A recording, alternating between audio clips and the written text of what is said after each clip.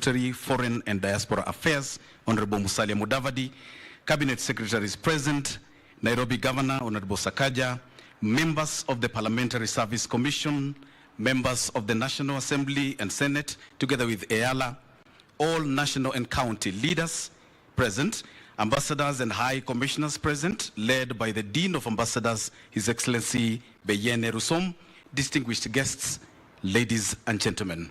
Your Excellency, allow me now to invite on the dais the Chairperson of Commission Committee on Development and Security, who is also Member of Parliament for Mavoko, Honorable Patrick Makau, to make some welcoming remarks and thereafter invite the next speaker. A round of applause, ladies and gentlemen.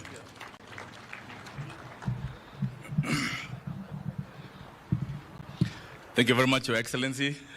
Let me join my MC by recognizing all those protocols. Your Excellency, today is a great day for the Commission and for members of Parliament. Your Excellency, I want to quit this journey with a team of relay because they are usually four. And Your Excellency, when you look at this project, the journey began with the third commission, fourth commission, fifth commission, and this is the sixth commission. Your Excellency, starting a journey is good. Being number one is easier than remaining number one, Mr. Chairman.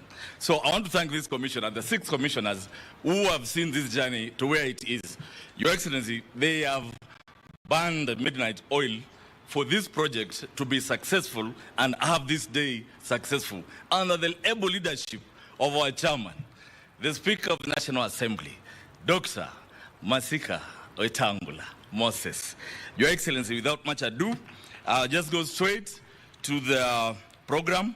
Mr. Chairman, one thing that nobody can, Your Excellency, one thing nobody can ever take away from you is a gift you have, and that gift is of memory. Your Excellency, you have a very great memory.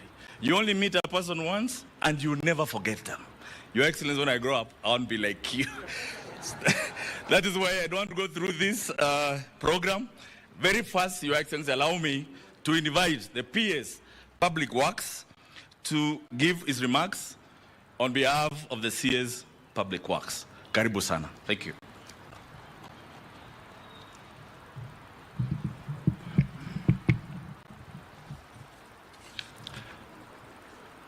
Your Excellency, His Excellency, the President of the Republic of Kenya, Dr. William Samoei Ruto, who is also the Commander-in-Chief of the Kenya Defense Forces, the Deputy President, Honorable Rigathi Gachagua, the Prime Cabinet Secretary, Honorable Musalia Mudavadi, the Right Reverend Honorable Moses Wetangula, the Speaker of National Assembly, Honorable Hamason Kingi, the Speaker of Senate, the Leader of Majorities for both houses, Cabinet Secretaries present, Your Excellency, on behalf of the CS, the State Department of Public Works, Lands and Housing, with your permission, I want to take this opportunity to relay her greetings. She's engaged in national exercise as the project manager, a task which the State Department has taken over, worked with the project consultant, was conceived, and the project consultants were procured by the client in July 2009 by the Parliamentary Joint Service Commission.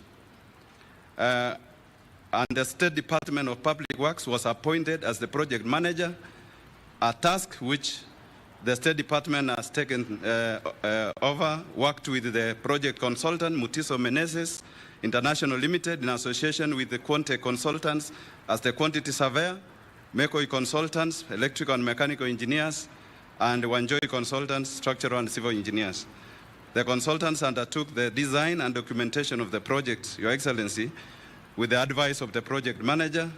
The tender of the construction works was done in June 2012, but the works could not commence due to appeals and court cases by the contractors who were not successful. The contract was eventually awarded, entered into in September 2013, and the site handed over to the contractor in February 2014. The project comprises of a tower block with 26 floors and 4 basements. The tower block accommodates offices for members of parliament, committee rooms fully equipped with audio-visual installations for communication, a gym complete with all necessary gym equipment, a fully equipped kitchen, dining hall and cafeteria, library, access block to the old parliament building, and the necessary support facilities. Your Excellency, despite the challenges that the project underwent, but I want to report that the project team, the client, and the project manager, they were able to manage the challenges and ensure that the variations and the challenges faced were overcome. And thus, this great day is a great day for this facility, for the country. And the team managing the project was able to realize all this. And therefore, Your Excellency, my CS, being a former member of Parliament, I said she had her first office during her first term was a rented one. And for the second one, she got an office in a Continental House. And now this Bunge Tower has achieved a milestone that has the capacity to house all members that will be able to save Parliamentary Service Commission a big budget. And since it is within the presence of Parliament, it is accessible, convenient, and safer for members to do their work effectively. I thank the Parliamentary Service Commission for a Joint Parliamentary Service Commission as a client for appointing us as the State Department of Public Works as its project manager. And I want to say, finally, the project now complete, and it's an opportunity and a great opportunity that the President is launching it, and the Deputy President, and also the Prime Cabinet Secretary who served as distinguished legislators in Parliament. Thank you, Your Excellency, and may God bless all of us. Thank you. Thank you so much, Your Excellency. As I told you, this journey has been a collective responsibility. If you look at around here, we have men and women who have done everything in the book to ensure that this project is completed. Your Excellency, because of that teamness, allow me now to invite the majority leader in the National Assembly, Honorable Echungwa. Karibu sana, make your remarks. Okay. Thank you, Honorable Makau. Your Excellency, the President, Deputy President, the Right Honorable Speakers of the National Assembly and the Senate, Honorable Members, good morning. Your Excellency, the President, it's indeed my pleasure to welcome you and the Deputy President to your former house, the Parliament of Kenya. Your Excellency, as you have witnessed as you went through the building, you have seen that we have a very ultra-modern building. Your Excellency, when Speaker and the Chairperson of the Parliamentary Service Commission was elected, the Speaker became the Chairperson of the Parliamentary Service Commission, many members will recall that Speaker Wetangula did promise us that within this term, we will use this building, and must take this opportunity on behalf of all the members of the National Assembly and indeed all members of Parliament, including those in the Senate, to thank the Commission and the Chairperson of the Parliament Service Commission for the great work that you have done to actualize the completion of this building. Your Excellency, this building, the completion of this building also marks a very momentous occasion for us. You know, Your Excellency, under your administration, you have endeavored to make sure that all government agencies, ministries, and departments do cut on costs. And Your Excellency, the completion and opening of this building that you've just done this morning goes a long way to helping the institution of Parliament and indeed the legislature to institutionalize huge cost-cutting measures. Your Excellency, you have witnessed and seen many of the committee rooms, almost 26 committee rooms that are now operational in this building. And I'll just give you an example, Your Excellency, because you did ask a question about those committees that are bigger than 15 members, and part of those committees in the Budget and Appropriations Committee, which I'm fortunate to have chaired in the last Parliament. On average, Your Excellency, every time we were processing budget, like the process that we begin from the end of next week, when you submit the annual estimates, the Budget and Appropriations Committee has had to retreat to a hotel for a period of about 2 weeks to consider the budget estimates. During that period, Your Excellency, the National Assembly has been incurring an average of 1.5 million shillings on a daily basis for the 2 weeks that the committee would retreat to a hotel, either on Mombasa Road or in South Sea at the Boma Hotel. That tells you, Your Excellency, the amount of savings that you'll be making, not just in this institution, but also in your government, because we require many ministers, many principal secretaries to be present in those meetings, and they have had to commute from their offices in the CBD to out of Nairobi, taking a lot of their time, Your Excellency. We've also had challenges, Your Excellency, with committees meeting, and at times your own ministers and PSs appear for committee meetings, and there are no rooms because we had less than 10 committee rooms. Indeed, I think we had only 9 committee rooms. We've had to use the small dining room, the new dining wing on the new side of Senate, to be able to accommodate the committees that are sitting. And many a times we've had meetings cancelled to a great expense, not just to Parliament, but also to other institutions in government. Therefore, Your Excellency, the opening of these new Bunge towers that you have just opened this morning is also in line with the cost-cutting measures that your administration has instituted. And we thank the Commission for the great work they have done. And Your Excellency, we do pray that this building will be utilized by all these members for the better service to the people of Kenya, and of course, as we oversight your government, to ensure that there is meaningful and proper oversight of all government ministries and departments. With those many remarks, thank you, Your Excellency. Thank you very much. Let's give him a round of applause. Your Excellency, once more, you know, the journey of a politician is very interesting. Your Excellency, there's a gentleman here who I call him very lucky. Your Excellency, last Parliament, a very young man from the Rift Valley joined the Senate, and he was lucky to be nominated commissioner in the 5th Commission, and now is a majority leader in the Senate. Now, Your Excellency, it's my singular pleasure to invite Senator Commissioner Cheruyot to make his remarks. Karibu. Thank you, Your Excellency the President, Your Excellency the Deputy President, Prime Cabinet Secretary, our 2 speakers, colleague members of Parliament, and all guests who have come. I greet you all good morning. It gives me a great pleasure, Your Excellency, to be back here this morning to celebrate alongside the Parliamentary Service Commission and our colleague members of Parliament to open this building that many people have worked extremely hard. This building has transited over 3 commissions, the 4th, the 5th, and the 6th. And eventually today we are here to celebrate its opening. Your Excellency, welcome home. In your public life, both you actually and the Deputy President, you've been in Parliament longer than you've been in the Executive. You're here for 15 years. I think you've been in the Executive for only 12, and 5 for your Deputy here in Parliament, and 2 at the Executive. So this is home for you. I don't want to calculate for the Prime Cabinet Secretary. I think he came here long before I was born. And glad to have all of you here. There are many things that we can celebrate about this building, Your Excellency, but the best that I recall, because I worked together with my colleagues in the 5th Commission to ensure that certain elements of this building reflect what we espouse as a country, is the audiovisual system.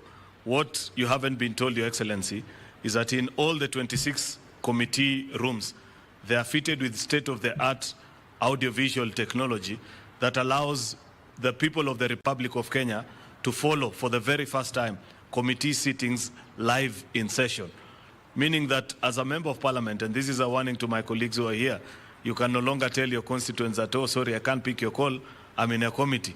Because it's on a live website, and they know the committees you're serving. They can easily go and see whether you're present or you're not.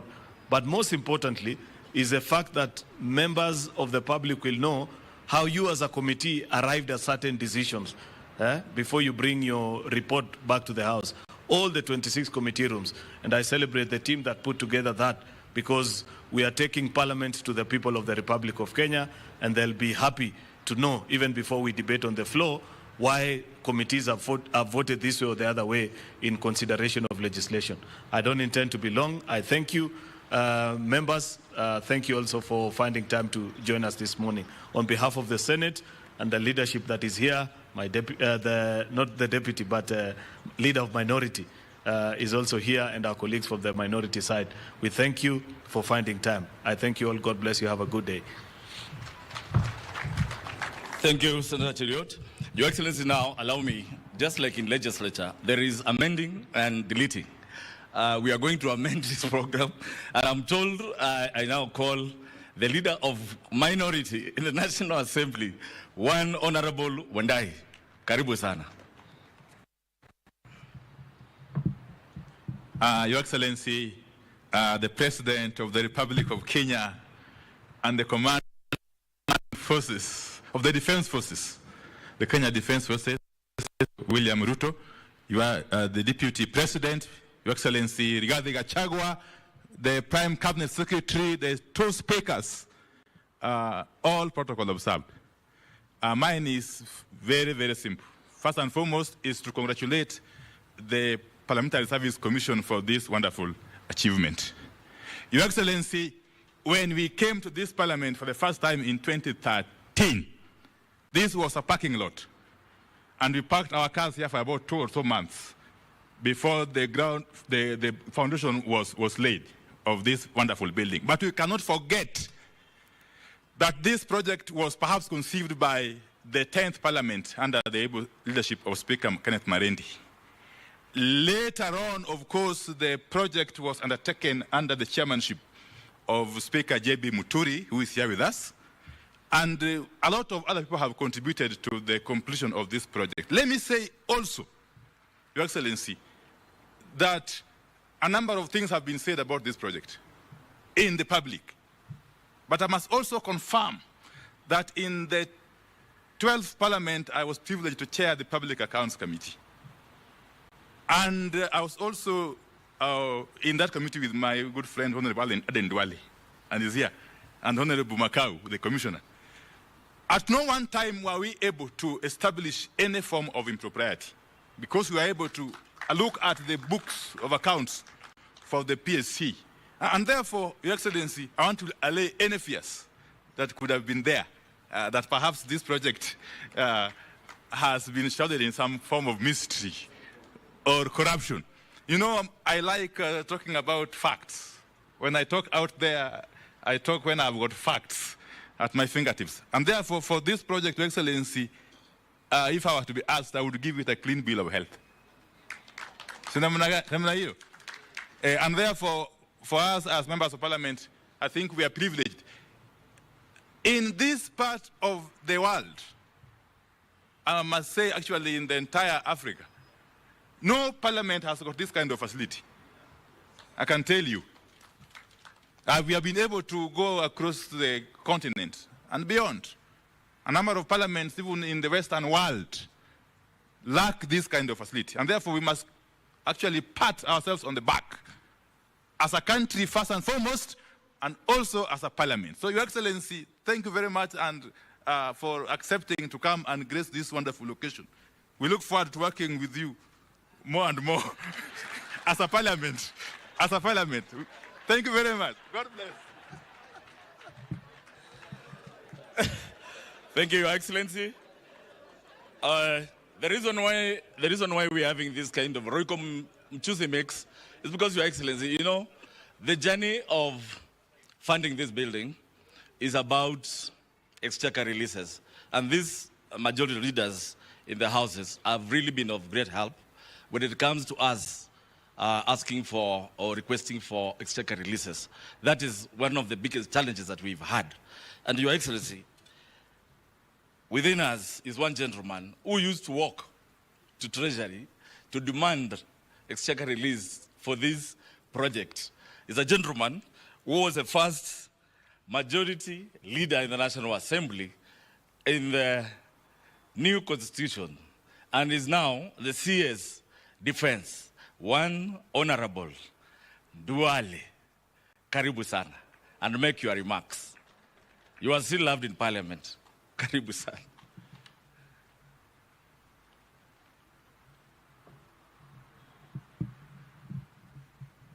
Your Excellency the President, Your Excellency the Deputy President, Your Excellency the Prime Cabinet, and our two great speakers, good morning. Your Excellency, allow me to confess that you used to have an office yourself here when you were the Minister for Agriculture. And to confess more, you were very diligent at the gym. You used to come there at 5:30. And you used to do 30 minutes on the treadmill. We used to wonder how you used to run that time. And I'm sure the Speaker was a Minister for Foreign Affairs. He had an office here. The Speaker of the Senate was a Minister for Fisheries. He used to have an office here. And Honorable Musalia Mudavadi and many, many other colleagues, ministers and members of Parliament. Your Excellency, I agree with the Honorable Wandai.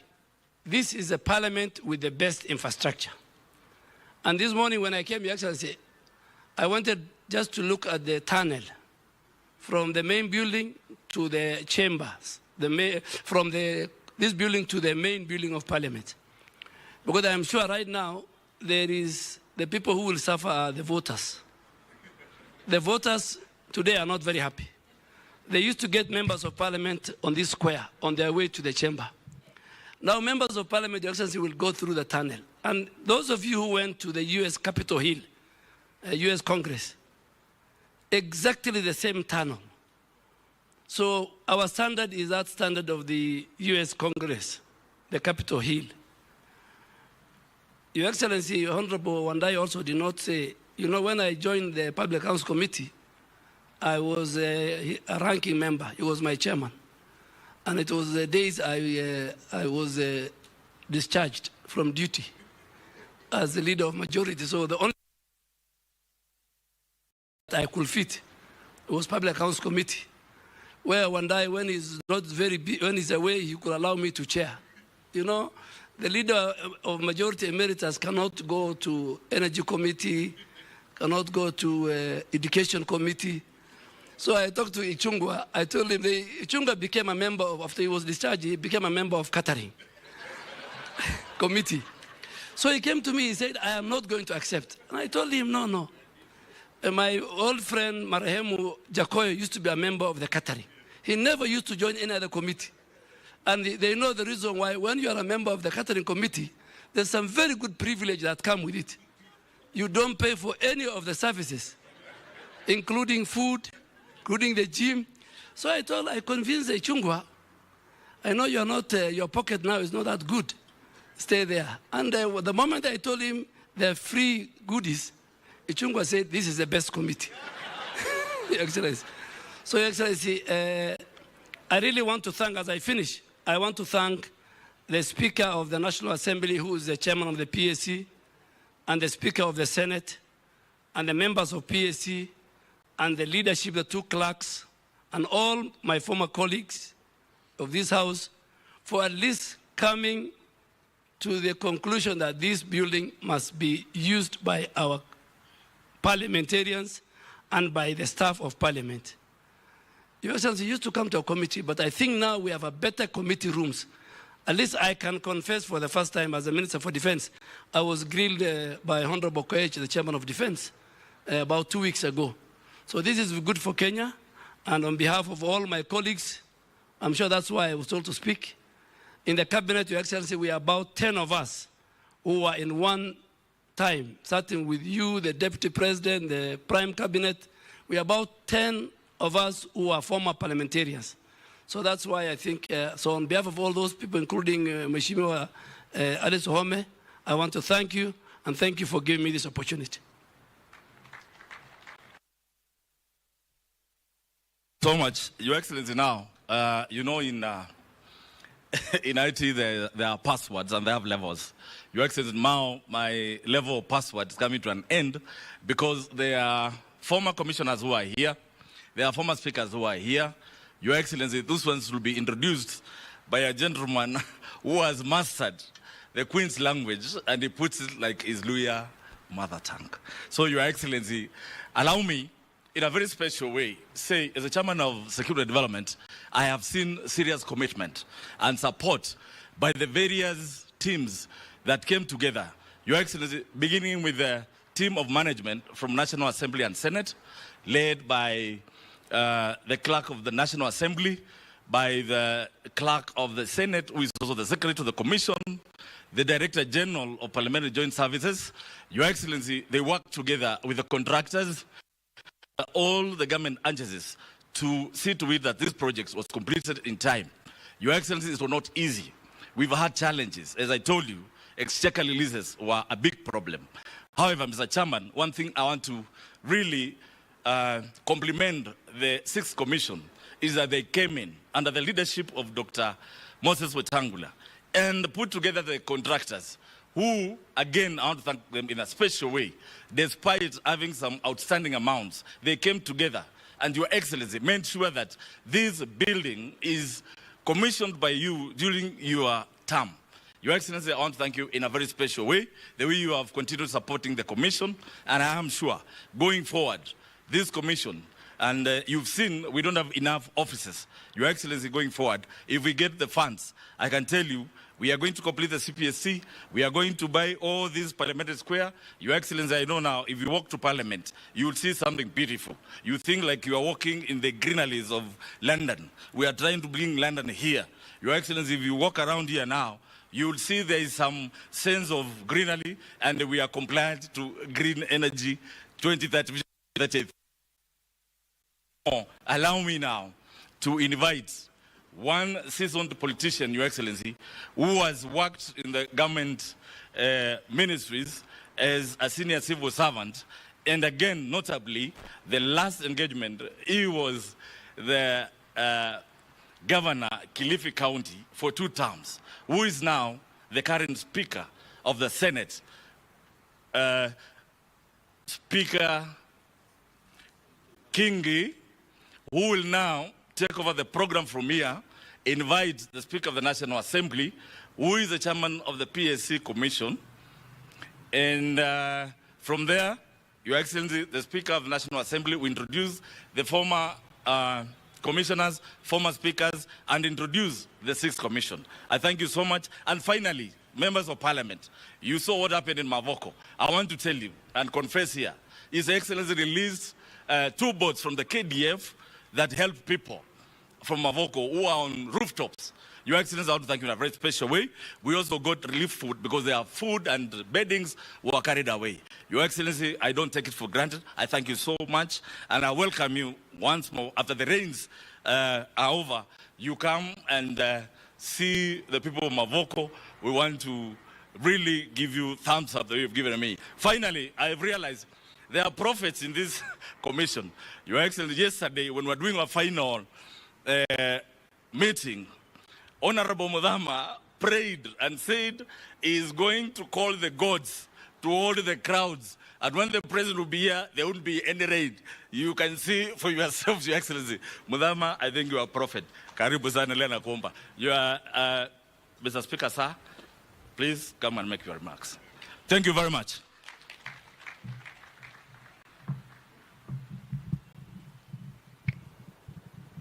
Your Excellency, before I make my short remarks, allow me to invite our host governor, Governor Sakaja, to make his remarks. If I don't do that, there is a small road he's doing for me somewhere. I may jeopardize that. Thank you so much, Speaker of the Senate, Your Excellency, the President, the Deputy, the Right Honorable Speakers, former colleagues. Your Excellency, this building fills us with a lot of nostalgia. I have been a member here, and we used to joke that when the building is done, we should call it the Mirage, because it kept moving. You know, it was a moving target that we couldn't see where to get to. But truly, this is Kenya House. Your Excellency, our constitution is clear about the place of parliament, that since all Kenyans cannot fit in one room, that we divide ourselves, if you look at Article 89, into as equal as possible constituencies to have somebody to represent us. This is Kenya House. This is where the people of Kenya, actually congregate through the elected representatives. I'm very proud of the work done over the years. I want to congratulate the Commission. Honorable Kingola has forgotten to mention the work we've done together to do this entire square, in 2 months, Your Excellency. If you look at the cabro, if you look at the trees, the garden. But now there's not a problem, but an opportunity that has been transferred to me. Because with the tunnel, these people are coming to City Hall, Your Excellency. If they cannot wait for their members here, they will come, and I'll be very happy to host them at City Hall because they can come in. Your Excellency, part of parliamentary tradition is what we call the lobby. If you go to Westminster, the space between the House of Commons and the House of Lords is what is called the lobby, and that is where the word lobbying came from, because people would come to lobby their members about a legislation or an intervention. I hope that either in this square or somewhere we can still find that a place, and even with the technology we have today, because we have Twitter, Facebook, we have email, we can find a way through which our people will still feel close to their elected representatives. Hongera for the work, Speaker, Chairman of the Commission. He has been on my case every 2 days, 3 days when our team has not been there because of the rains. But I'm very happy and proud of the team from the county, also led by Engineer Tirop, for the work that they've been able to do. We pray for continued partnership between ourselves and Parliament. We respect the place of Parliament in our governance structure. My entire career, I've been here longer than I've been a governor. I've been here 10 years. I've been a member of National Assembly. I've chaired committees where we've had to look for space. In fact, I'm the only member of National Assembly who's chaired senators, because I chaired the only joint committee then that had both the Senate and the National Assembly. And that time it was daunting. I want to encourage the young members. I had members like the late Otieno Kajwang, the late General Kaiseri, members like, former Minister Obure. And there's this 28-year-old who is telling them, you're out of order. And they will tell me, come on, Kijana, what do you know? But over time, it turned into respect. I see so many young members of Parliament today. I want to encourage them. The Bible in Hebrews and in 1 Timothy, actually, 4:16 says, let no one look down upon you because you're of your age, but set an example in speech, in deed, and in the work you do as a young person. I've gone through this house, and today I'm the governor of Nairobi and proud to host Parliament. So Hongera, let us keep cooperating. Anything that you ever require, Speaker National Assembly, Speaker Senate, you're the Speaker of the place I love the most. I love coming to the Senate.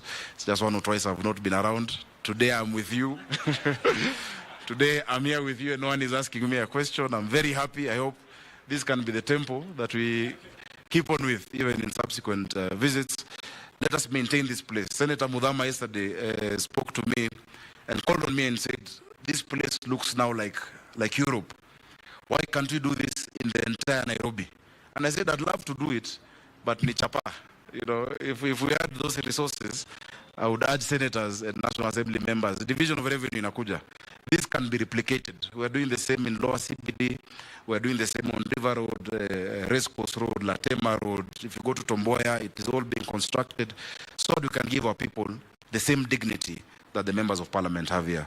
So all the best, and you can count on us as the county government of Nairobi and also as the governors. On behalf of the Council of Governors, Hongera for this milestone. May God bless you.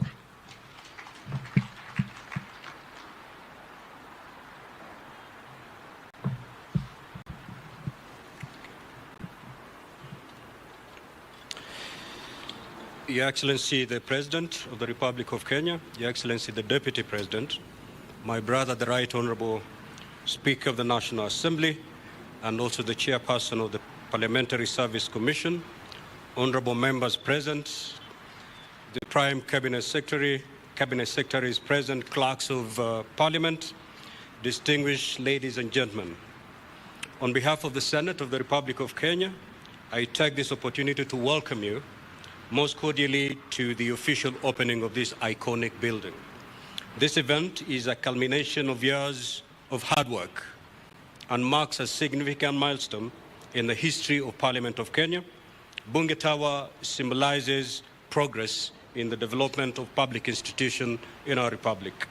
Indeed, we do acknowledge the effort by the Parliamentary Service Commission in ensuring that the structure incorporates modern building technologies and environmentally sustainable practices that showcases Kenya's advancement in green building and promoting energy efficiency. This demonstrates our appreciation of the reality of climate change, which has emerged as one of the most pressing global challenges. The modern facilities available in this building, among them the library, gymnasium, committee rooms, and other essential amenities, provide conducive environment for members of Parliament and the Parliamentary Service Commission staff and promises to enhance their work output.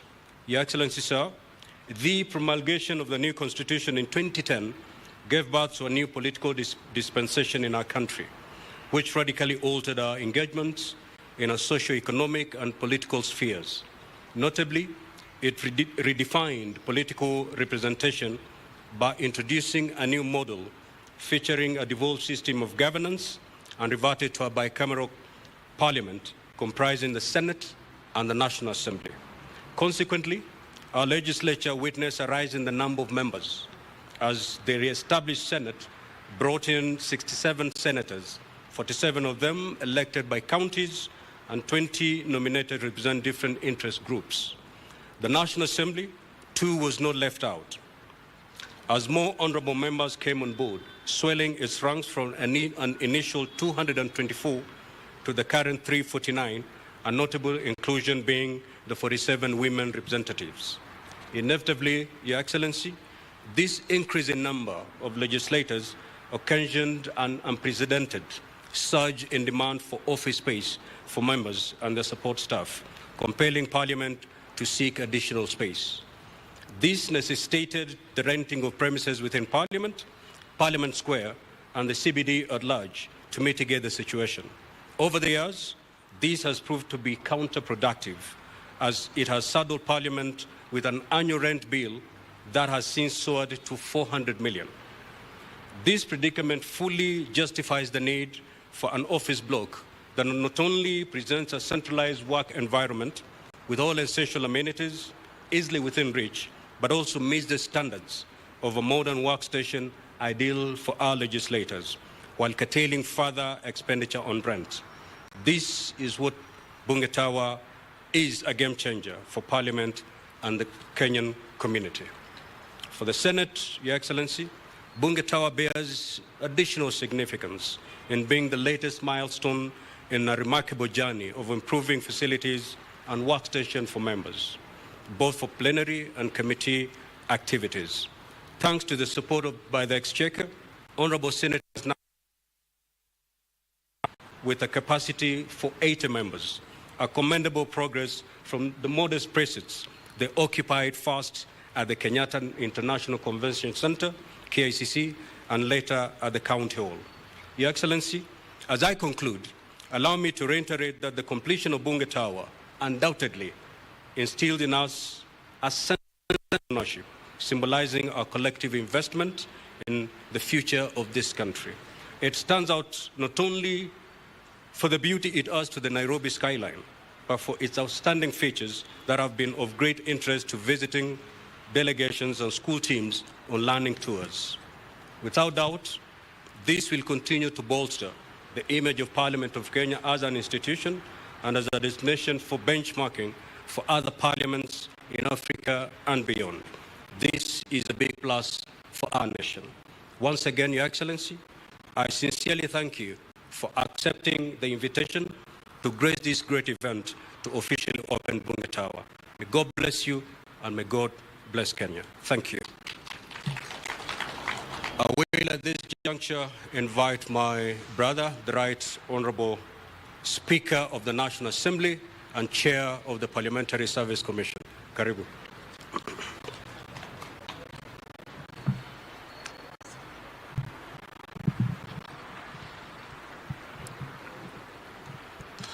Thank you very much, Right Honorable Speaker Kingi. Your Excellency, our President, our Deputy President, Prime Cabinet Secretary, Speaker of the Senate, Governor of Nairobi, our Deputy Speakers, our Commissioners, Allow me to, in a very special way, thank you, Your Excellency, for accepting to come to this event. When we talked yesterday, you actually wanted to be here by 8. And I told you, I'm not sure our kitchen is functioning. So you arrived right on time.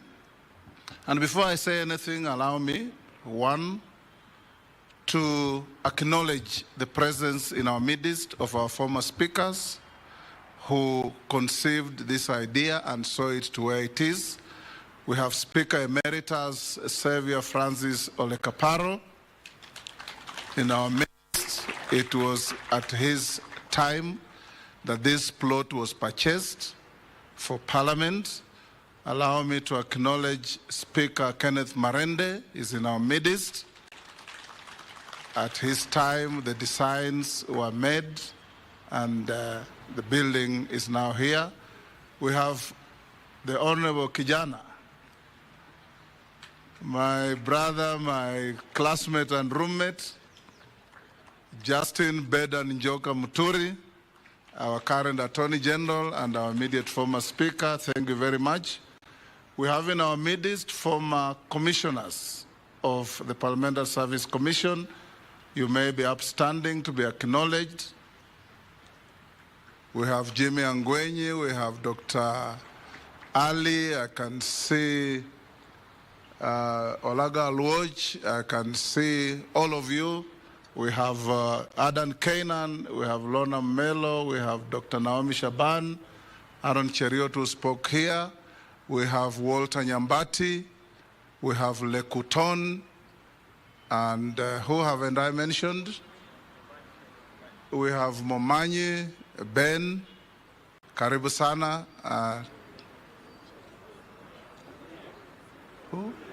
Ole Sunguya, my MP from Kajiado, Karibu Sana. We have also the current, have I left out anybody? We have the current commissioners. Will you be upstanding? Your Excellency, this is the current commission. My Vice Chair, Senator Joyce Korir. We have Commissioner Patrick Kingola Makau, Commissioner Jijopevu Muhammad Ali, Commissioner Senator Kinywa, we call him Wangwashe, Commissioner Mama Mishi Mbogo, remain standing there, Mishi. Commissioner Faith Gitau, take your seat. Commissioner Senior Counsel Okongo Mogeni, Senator. Commissioners representing the public, non-parliamentary commissioners, Rachel Ameso, and Commissioner Johnston Nduya Mudama. The Secretary of the Commission is the Clerk of the Senate, Mr. Jeremiah Nyengenye. I want to invite Mishimbogo on behalf of the Commission and also to break the monotony of too many male speakers. Yes, for Commissioner Mishimbogo, akate Kiswahili kidogo, ndio niendelee. Asante sana Mheshimiwa Spika wa Bunge letu la Kitaifa, Rais wetu wa Jamhuri ya Taifa la Kenya, Daktari William Samoei Ruto, Deputy President wa taifa letu la Kenya, Mheshimiwa Rigathi Gachagua, maspika wetu wawili ambao mmoja ni Dr. Wetangula Masika, pia Jefferson Amason Kingi, Spika wa Seneti, na pia kutambua mawaziri walioko hapa wote. Nimemwona waziri Mheshimiwa Duale. Tumepata pia apology ya Mheshimiwa Alice Wahome na wale mawaziri walioko hapa.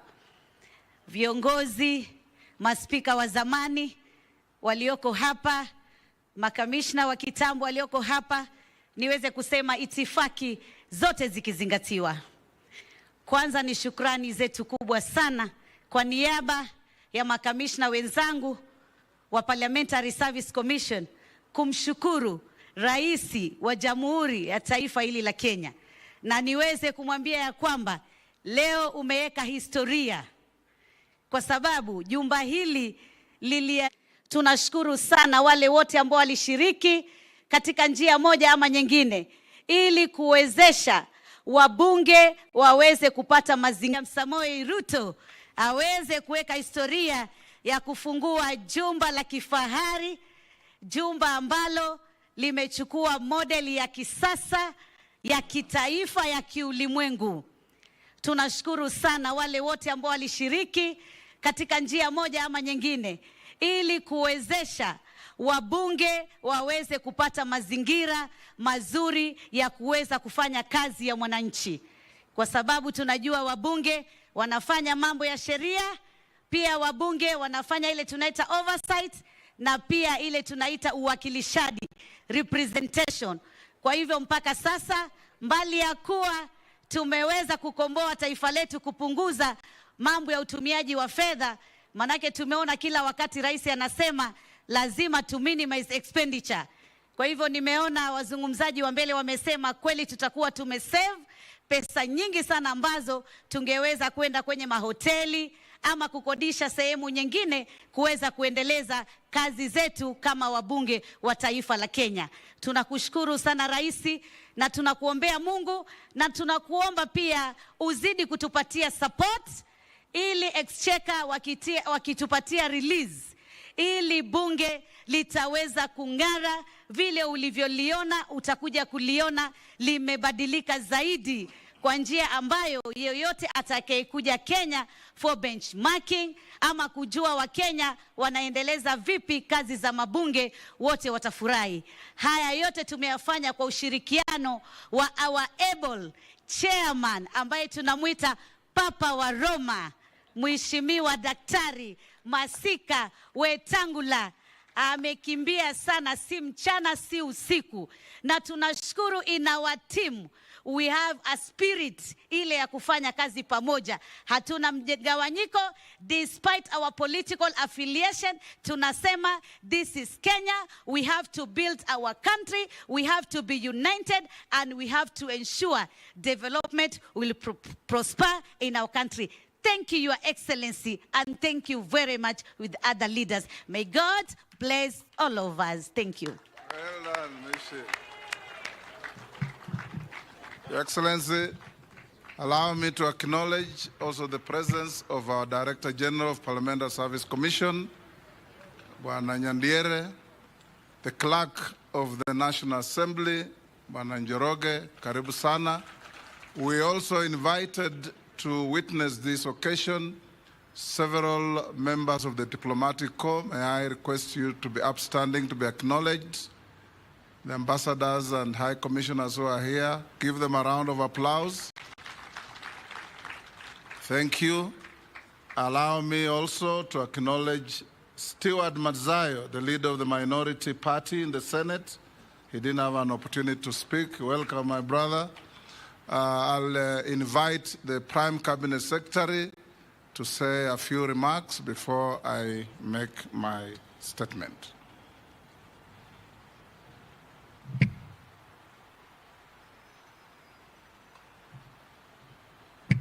Thank you, Mr. Speaker. Your Excellency the President, Your Excellency the Deputy President, the two speakers, distinguished legislators, ladies and gentlemen. I will be very brief. My first remark, Your Excellency, is to join the previous speakers to commend the Parliamentary Service Commission for a job well done. A few years ago, not few, maybe several, we had a lot of controversy just acquiring Continental Towers in Parliament. I think at that time I was at the Treasury. And it was an uphill task because I think people did not see the need to elevate the status of Parliament in terms of giving it proper facilities. So it was a very controversial decision at that time. But everything has a good lining, and today we really congratulate you in this new structure. This building, in my view, has tremendously elevated the status of Parliament. Tremendously elevated the status of Parliament. And with an elevated status comes with elevated expectations, comes with elevated scrutiny, comes with elevated competition. I'm sure politicians out in the field are now looking at this. Mujichunge sana wajumbe. The second thing I want to say, Your Excellency, is that you have always taken the issue of Parliament very seriously. And indeed, it is your government that has created the first State Department of Parliamentary Affairs.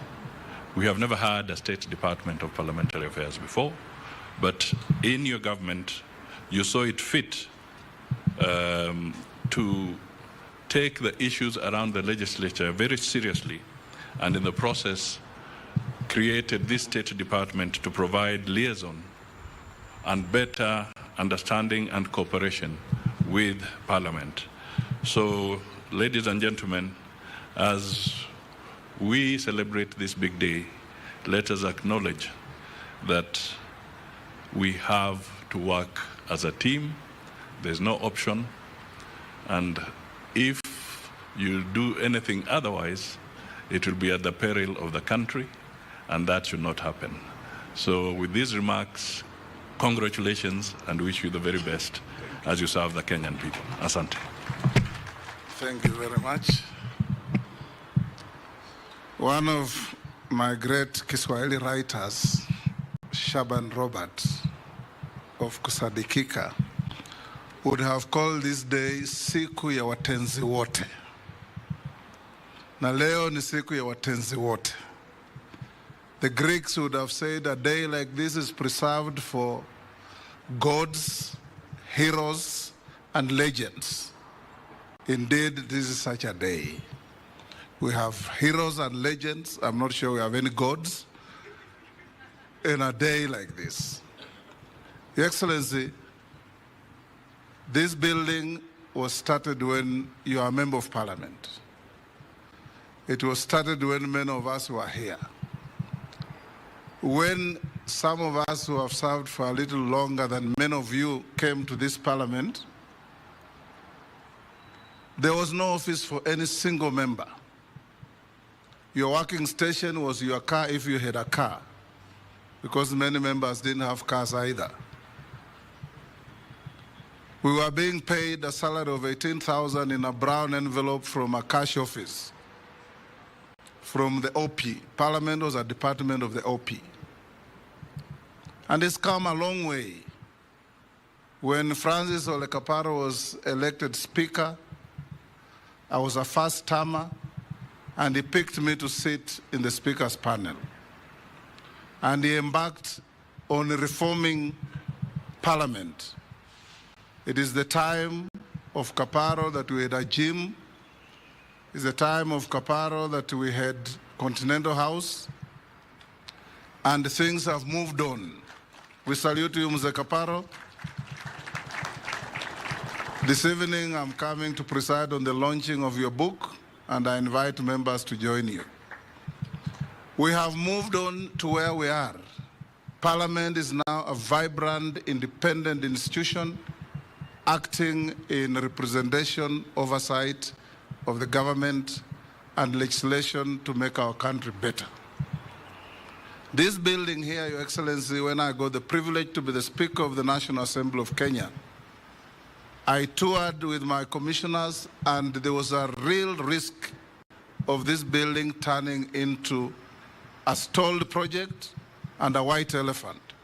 Contractors had left. We had to go around looking for the contractors, the subcontractors, and we have been meeting every fortnight, sometimes every week, to pin contractors to get back to work, threatening some of them with criminal sanctions because some had been paid money and had left the site. Skeptics were wondering whether we're going to get there.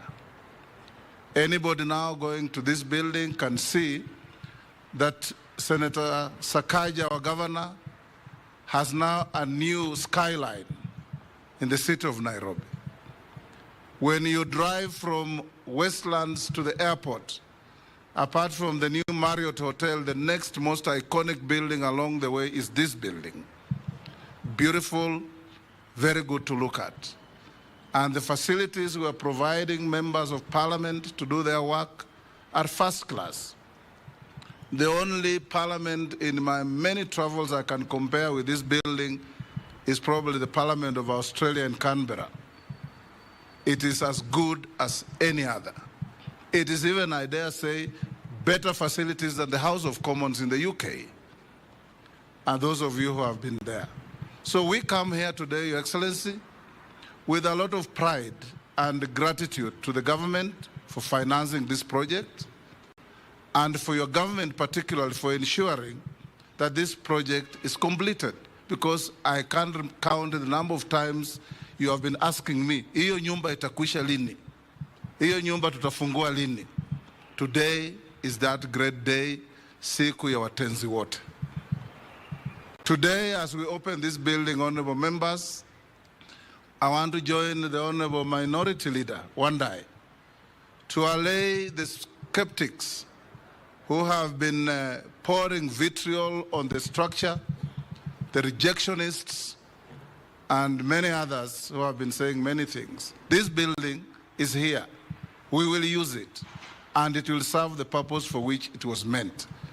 Your Excellency, equally in a transparent and democratic manner, the allocation of offices for all members from both houses was through balloting. There's no member who was favored to be given an office, apart from the ranking members. Everybody else balloted, and those who have missed out, we are going to renovate Continental House to make sure that we accommodate all members within reach of Parliament. We also want to, in a special way, thank the partnership with the city government of Nairobi. Where we are sitting here was a parking lot for vehicles that carry dead bodies from Nairobi to other parts of the country.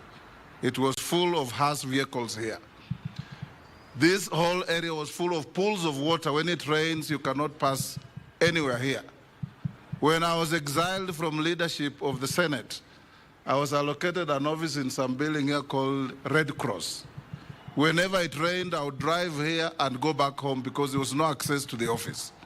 But now, this is one of the most beautiful gardens in the city of Nairobi, thanks to the governor of Nairobi, Honorable Sakaja.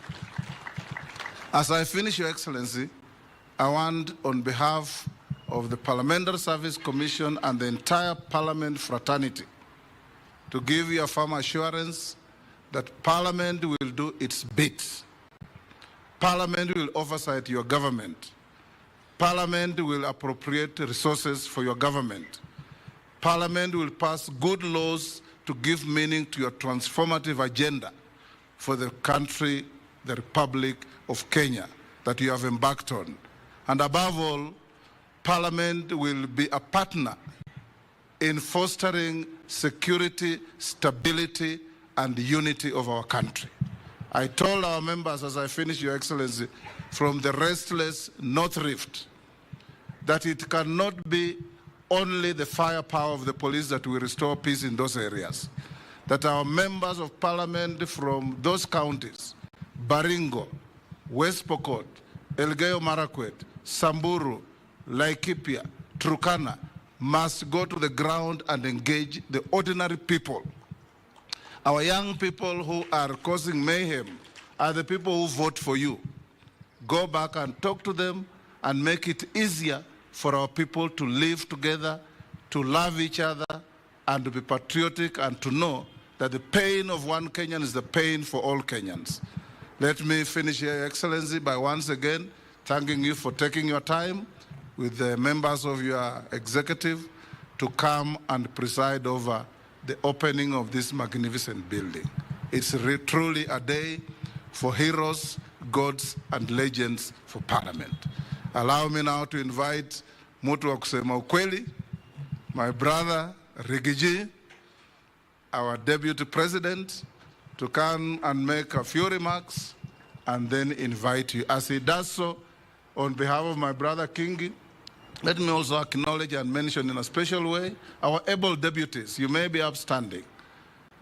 My able deputy, Mama Sholei, karibu sana, and Bwana Gadhuri, Deputy Speaker in the Senate.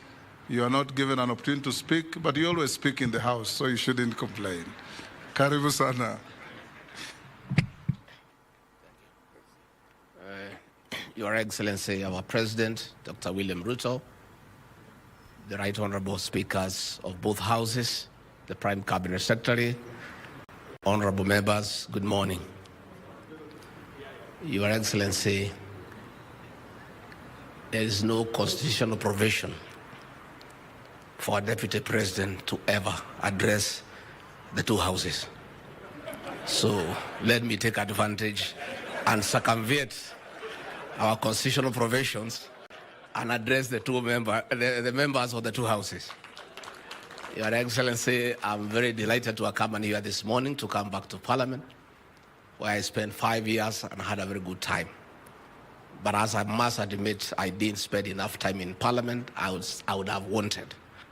I was out there with the President, tukipanga maneno ndio aketi pahali ameketi. If I was to have another chance, I would have spent more time. But I want to congratulate the Parliamentary Service Commission for the Bunge Towers. We have gone round. It's a very comfortable place. You have everything you need. Please do justice in that good environment by putting hard work and serving the people who sent you to Parliament in terms of oversight and representation and making good laws. Yangu tu ni kusema hiyo pahali vile nimeona imekaa, watu wengi sana wangetaka kuja kuketi hapo. Najua mimi ni mtu ya kusema ukweli. Sasa hiyo comfort nimeona pale, mkaekae hapo Friday, mteremuke mashinani. Hapo ndio maneno iko. Because hapa ni mzuri, lakini maneno iko pale. So as you spend more time here, muende mashinani mufanye kazi. Finally, Your Excellency, let me take this opportunity to ask the members of the two houses. We have several programs of government that we really need your support. And by the way, let us say thank you for your support of our legislative agenda. The budget is on the way, the supplementary budget is on the way. Please continue supporting our agenda so that we can serve the people of Kenya better. We have two programs that I want to ask for your support. We have a program on drug and substance abuse that we are fighting, that the President has directed me to lead a multi-agency team to make sure that we protect our people, our young people, the productive population from drugs. When we hold forums with our security agencies and our administrators, we do normally invite you as leaders to come so that we work together. Please, we'll be having some forum in Garissa, another one here in Nairobi, another one in Kisii, another one in Kakamega. When we do invite you, please do come so that together we can make decisions. And let me confirm for the avoidance of doubt that this administration under President William Ruto has tremendous respect for elected leaders across the political divide. The President is so persuaded that the contribution of elected leaders in terms of governance is critical. So when we do call upon you to come and engage with us in the national government, please always come. Mimi natakia nyinyi mema. We miss politics a lot kwa sababu hii kazi rais amepanga ya uchumi na nini imetutoa kwa siasa. Tuko kwa numbers, kupiga hesabu ni kazi ngumu. Sasa nimeona Honorable Mishi Mboko here. Ameongea vizuri sana, dada yangu. You've spoken very well. Sasa nikauliza rais, is this Mishi Mboko ile mjumbe ya Likoni. Because he speaks very well mkikutana huko. Lakini akifika pale akishika microphone, anatoa maneno mpaka unashangaa. So I think politics is very interesting. With those very many remarks, let me request you to be upstanding and help me to usher in the President of the Republic of Kenya, Dr. William Ruto, to come and address you. Mr. President. Asanteni sana. Tafadhali tuketi.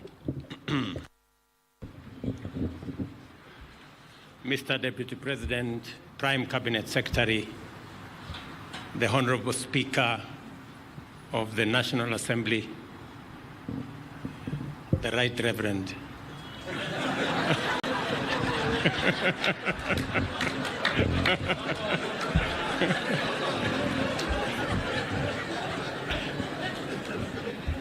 I thought that is the new I had somebody else say it. And I thought because he is Papa wa Roma, maybe he now qualifies. The Right Honorable Speaker of Senate, former speakers, leaders, House leadership, commissioners, members of Parliament, former members of Parliament, ladies and gentlemen, good morning. Coming to Parliament is truly a homecoming of sorts. These premises were my workplace for 15 years. And I had tremendous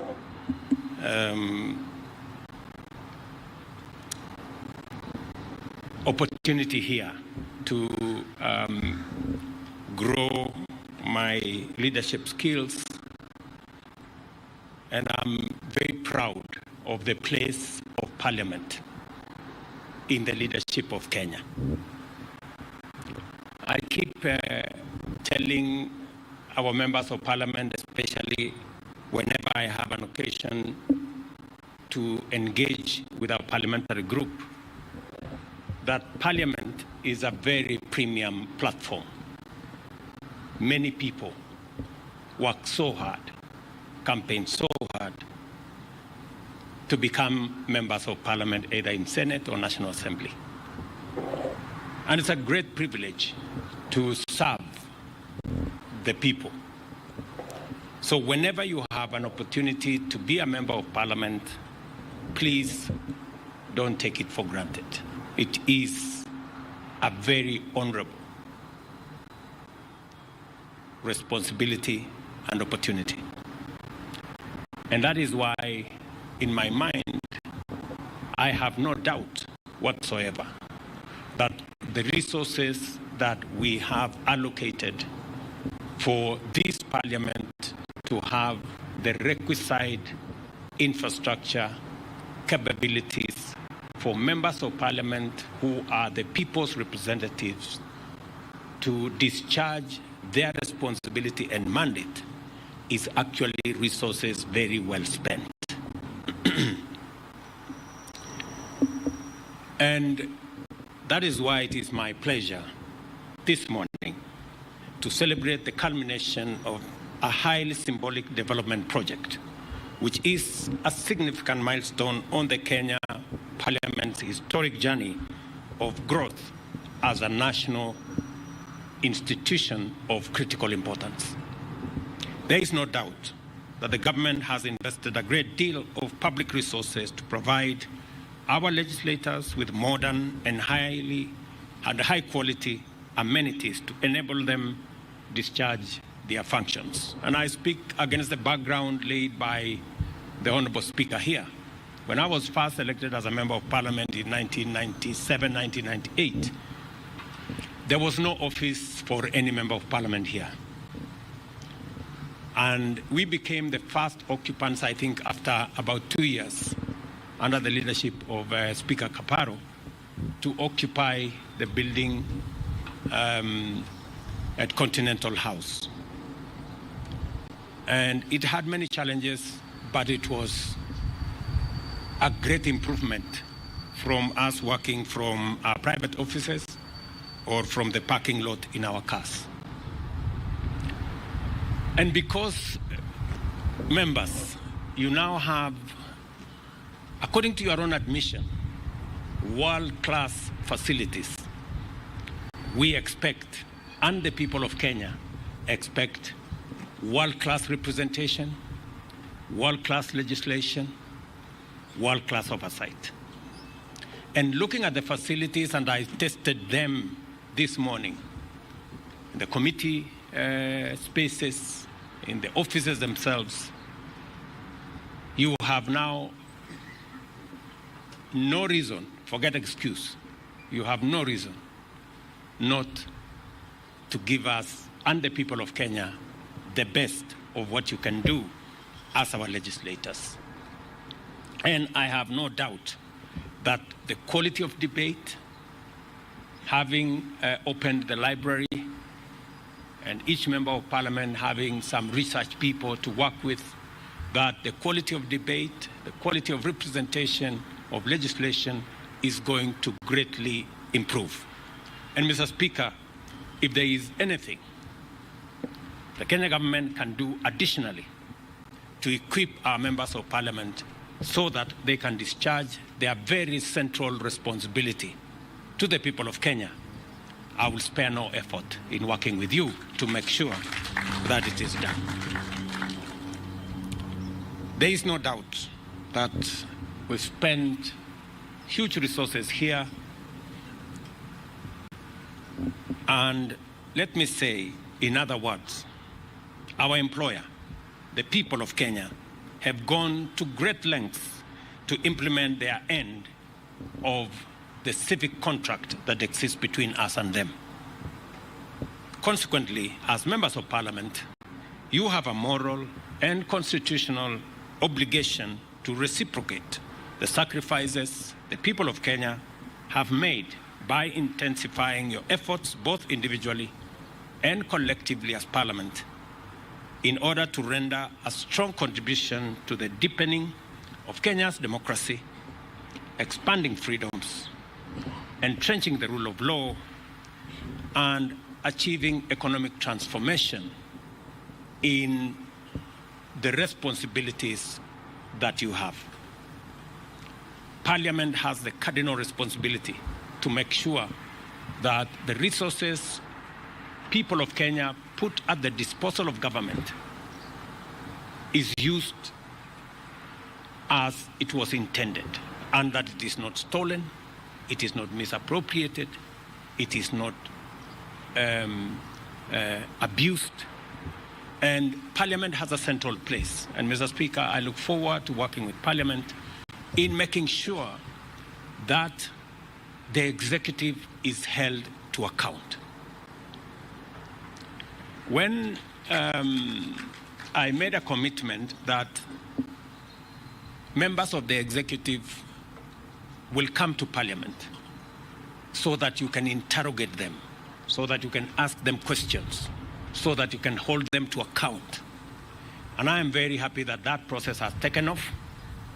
Mr. Speaker, I expect to see more of engagement between the executive and the legislature by way of making sure that the public is well informed of government policy, by members of my executive coming to Parliament to answer questions, to expose government policy, coming to Parliament to explain to members development projects and programs, coming to Parliament to account for actions of my administration.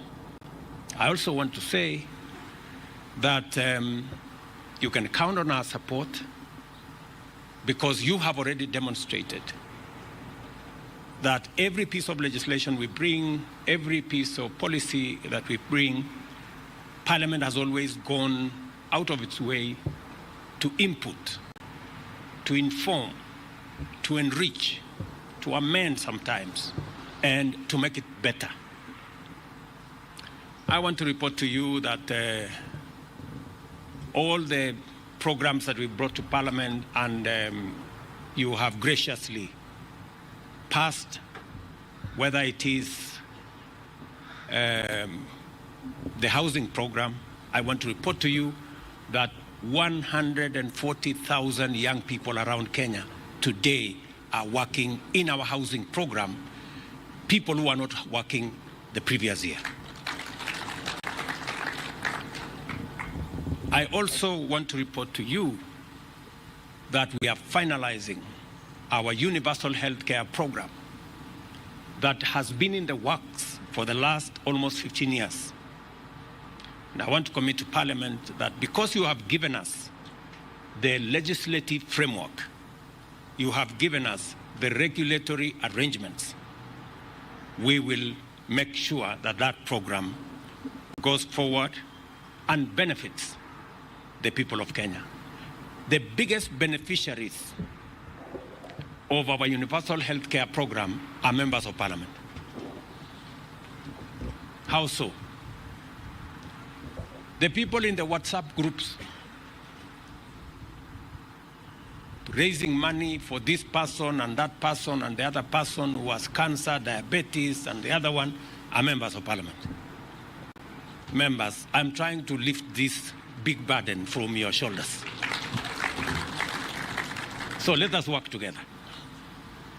I think it will be good if every citizen can walk into any health facility in Kenya and walk away without making a phone call to a member of Parliament to pay their bill. It would be a most important thing. This building, ladies and gentlemen, therefore, is a towering monument of every citizen's legitimate expectation that in return for their unstinting support, their leaders will apply themselves in a responsible, conscientious, patriotic, accountable, and honest manner to protect, uphold, and enhance the security, freedom, and prosperity of every citizen of the Republic of Kenya. In conceptualizing and building Bunge Towers, Parliament and the Executive were able to collaborate effectively and deliver a project of such magnitude in exemplary harmony. This building therefore symbolizes the power, partnership, and cooperation between arms of government to solve large-scale problems, transcend challenges, and achieve monumental positive impacts. It is an excellent demonstration that the bottom-up economic transformation agenda will be implemented on time if every arm of government gives it a chance. And if we are able to reach out in the spirit of goodwill, solidarity, and commitment to the values that unite all of us, irrespective of our political persuasions, regions, faiths, and other considerations. This building is not a monument to extravagance or grandeur in the service of vanity. It is not intended to symbolize entitlement or impunity in the sense of the ability of legislators to appropriate and expend public resources without accountability. That is not what it is. Rather, it should be a symbol of our sense of public duty, constitutional obligation, national values, and devotion to the national interest. When you look at this building and the magnificence of this building, it should remind you that you have a constitutional responsibility to the people who elected you and to the great country that we all belong. Therefore, Parliament is an institution, or as an institution, has no choice but to rise to the new era inaugurated by the opening of the Bunge Towers and deliver rigorous, effective, and consistent representation, legislation, and oversight. This moment in the history of our socio-economic and political development demands much higher standards from our national institutions, especially Parliament. We are gathered here to affirm our capacity to deliver this institutional quality and signal to Kenyans that henceforth there will be no excuses for poor, negligent, or unattentive performance. And as has been said here by members who've spoken, there is now no more reason for extra resources to travel to hotels and to places. I don't know whether that is true. Now that we have all the facilities here, the meeting rooms, committee meeting rooms, I hope I will see a significant drop, Mr. Speaker, in the budget of Parliament. Yeah, it must reflect somewhere. You guys have just said yourselves. Yeah, and the taste of the eating is of the pudding is in there. Yeah. So as you appropriate the next budget, just remember that Parliament does not now need money to go to hotels, and therefore the budget should come down. I am confident that every member of Parliament is up to the task and can deliver beyond expectations. I have no hesitation, therefore, in expressing my very strong expectation that this and future parliaments will satisfy our nation's demand for excellent service from its public servants. I wish you all success as you serve the nation from your new offices in Bunge Towers, and look forward to a stronger, positive collaboration in actualizing the aspiration of the people of Kenya. I also want to tell you, as a former member of Parliament, that I know and I understand the challenges that we all face as leaders, and progressively we must work in collaboration together to overcome those challenges and to better serve the people of Kenya.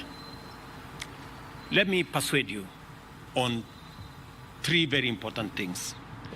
Yesterday evening, I had a discussion with the CEO of National Government NGCDF, Mr. Mbuno.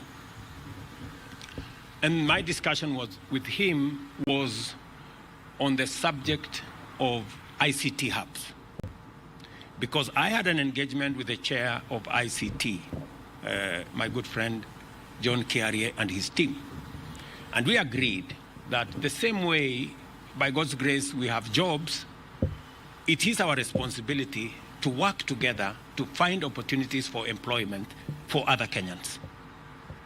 And one of the spaces in which we can create those opportunities is in the ICT space.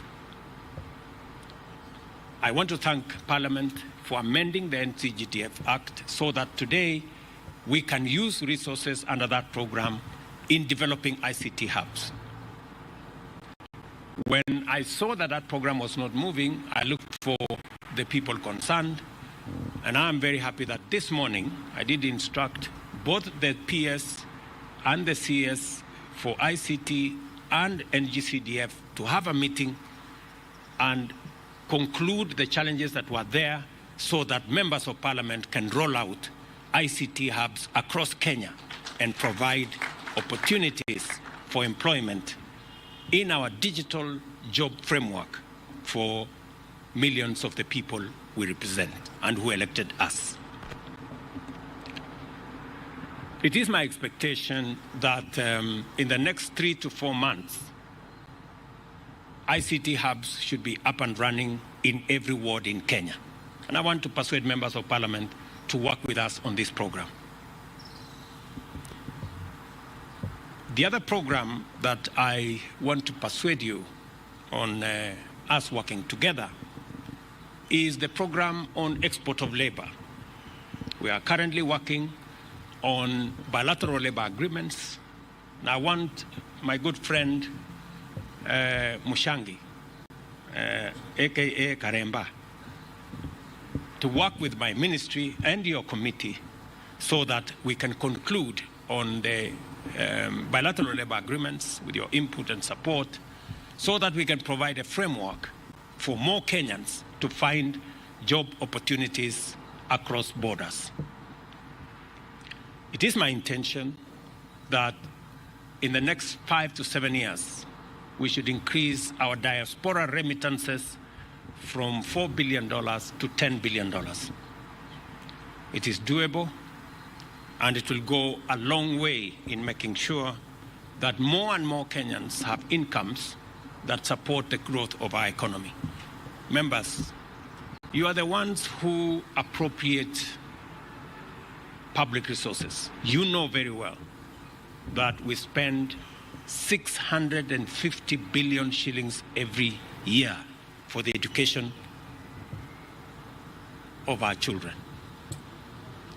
If we are spending 650 billion, we must also think about how do we get value from this investment of 650 billion. We must think about the people who come out of that investment. How do we monetize their knowledge, their talents, their expertise, their skills, and use it to drive the economy of our country and the progress of our nation? And that is why we have to be intentional, we have to be deliberate. And I'm very happy that I'm speaking to a body of the highest leadership of the Republic of Kenya, that as you people appropriate those resources, let's also think about the output. How do we create opportunities for employment? And that is why I'm very, very proud that yesterday, Parliament finally ratified the Economic Partnership Agreement that will now give us a framework for enterprise, business, exports, trade between Kenya and the EU, 27 countries of the EU. I also want to tell you that as you are passing the Economic Partnership Agreement, yesterday again we were concluding another agreement with our friends of the UAE, again to provide expanded framework for business, for entrepreneurship, for trade between our countries. And I'm very happy that when we concluded that meeting yesterday, we got an offer, first offer of $500 million of 70 billion Kenya shillings to support our programs as we build greater synergy and networks to support our economy.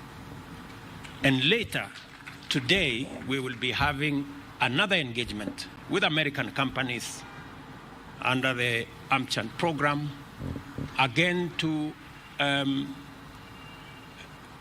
better expand our frameworks, especially that will provide Kenya with investment opportunities, especially in our special economic zones and export processing zones.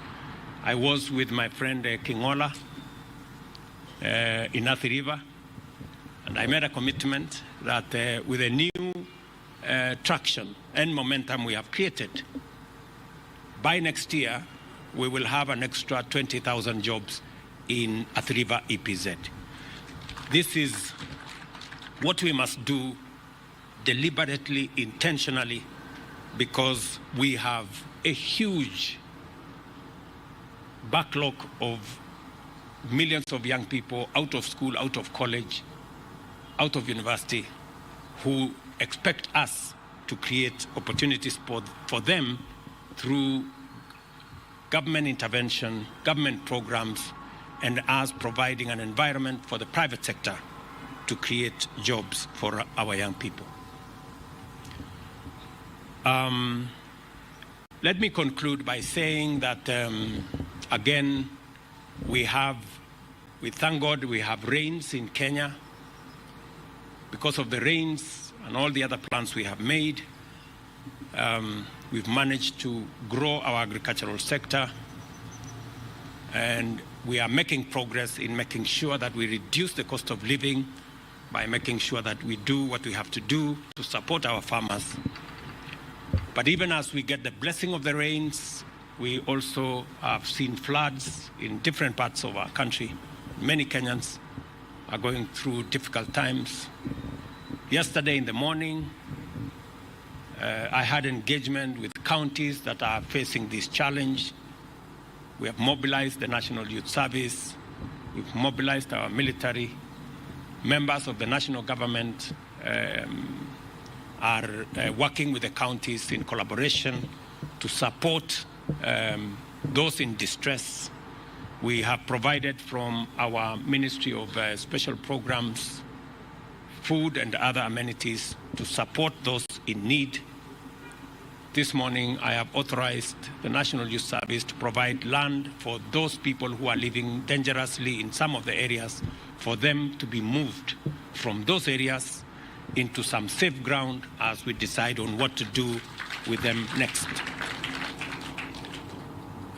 Shortly, I will be having another emergency session with our multi-agency teams to make sure that we provide adequate support to all those in need and to move citizens who are in dangerous areas that may be susceptible to floods away from those areas.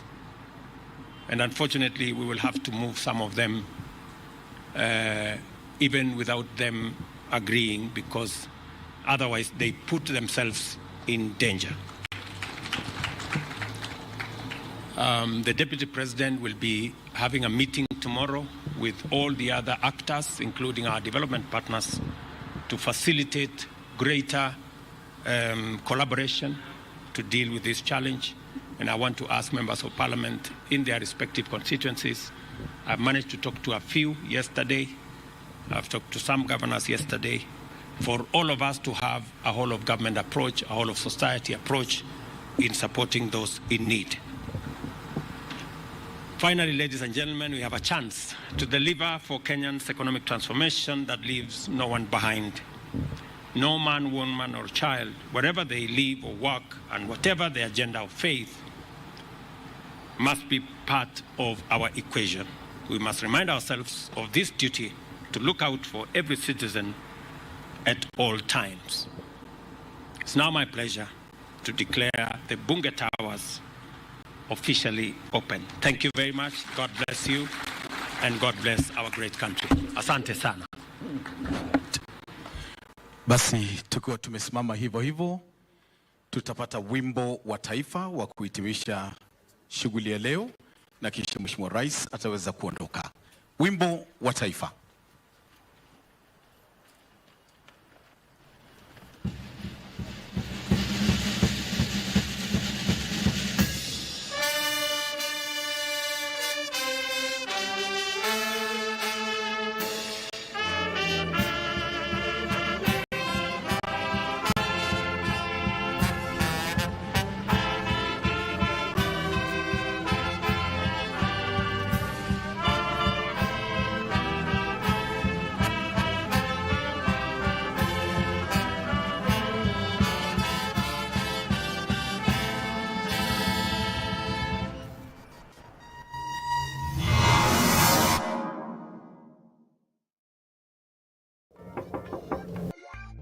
Madhe.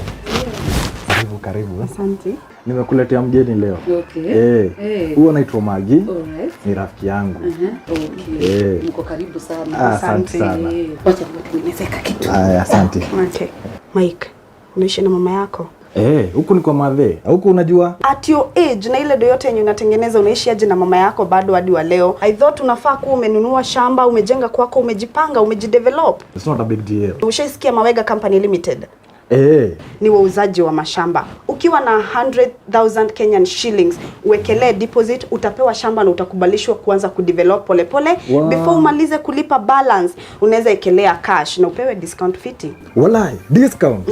Unataka kusema hiyo time yote nimekuwa nikilalisha masikio? Umekuwa ukilalisha bana. Toka kwa mama yako Mike. Ai. Tusherere Kasarani, nyumba ine ya Max Plaza, third floor, opposite Kasarani Police Station. Kanohure thimu 0798 555 444. Mawega Company Limited, turning tenants into landlords.